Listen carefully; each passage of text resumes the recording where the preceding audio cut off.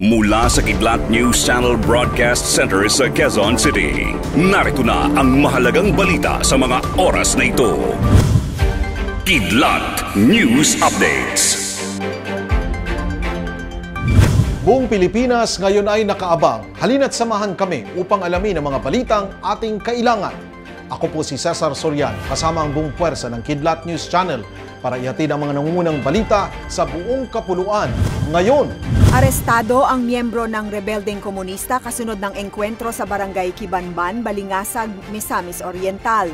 Nakasagupa ng mga miyembro ng 58th Infantry Battalion ng Philippine Army ang nasa 5 rebelde na miyembro ng SDG Samsung Guerrilla Front Huawei, Sub-Regional Committee 1 ng Northern Central Mindanao Regional Command. Habang tinutugis ang mga rebelde na aresto ang miyembro ng milisya ng bayan na kinilalang si Ruben Ayuma Lindahay alias Masi na tagahatid umano ng supply ng mga rebelde. Si alias Masi rin ang naging susi para matunton ang kinaroroonan ng mga armas ng rebelde. Kabilang sa mga na-recover ay ilang matataas na kalibre ng armas, mga pampasabog at mga dokumento na nakadetalye ang planong pag-atake ng grupo.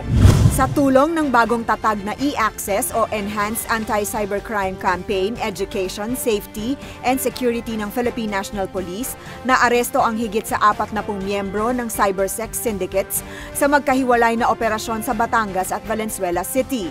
Sa pamumuno ng PNP Anti-Cybercrime Group, unang sinalakay ang opisina ng grupo sa isang commercial building sa Paso de Blas sa Valenzuela City. Nagpapanggap umanong call center agents ang mga suspect na kadalasang mga binibiktima ay mga miyembro ng LGBTQ o lesbian, gay, bisexual at transgender. Sinundan ito ng isa pang pagsalakay sa isang residential area sa Santo Tomas, Batangas. Modus ng grupo na mag-alok ng massage services kapalit ng registration fees gamit ang credit card ng biktima. Kapag nakuha na ang impormasyon sa credit card, ay kinakaltasan umano ito ng hanggang $50. Paiimbestigahan ng Department of Health o DOH ang ulat tungkol sa COVID-19 booster shots. Ayon kay Health Undersecretary Maria Rosario Vergere, hindi nila alam kung saan galing ang ganitong bakuna lalo't hindi naman ito inirerekomenda sa ngayon ng kagawaran. Ipinaliwanag pa ni Yusek Vergere na hindi pa nila maaaring irekomenda ang booster shot sa COVID-19 vaccine dahil hindi pa tapos ang ginagawang pag-aaral ng mga eksperto ukol rito. Kasabay nito, nagbabala ang opisyal na maaaring maharap sa kaukulang parusa ang nasa likod ng ganitong gawain. May 1 milyong doses ng Sinovac vaccine ang dumating sa bansa ngayong araw.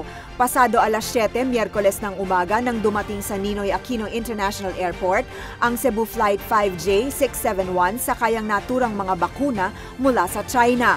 Sinalubong ni Vaccine Czar Carlito Galvez ang naturang mga bakuna. Sa Huwebes ay inaasahang darating sa bansa ang nasa 250,000 ng Moderna vaccines at may paparating pang 10 million doses ng Sputnik V, AstraZeneca, Pfizer at Johnson & Johnson bago matapos ang buwan ng Hulyo. Para sa Kidlat News Update, ako si Rosalyn Sinchonko, nag-uulat. At inyo pong natungayan ang mga headlines sa nakalipas na mga oras. Manatiling nakatutok para sa mga susunod na updates at breaking news. Ako po si Cesar Soriano, kasama nyo sa bawat pagputok ng balita.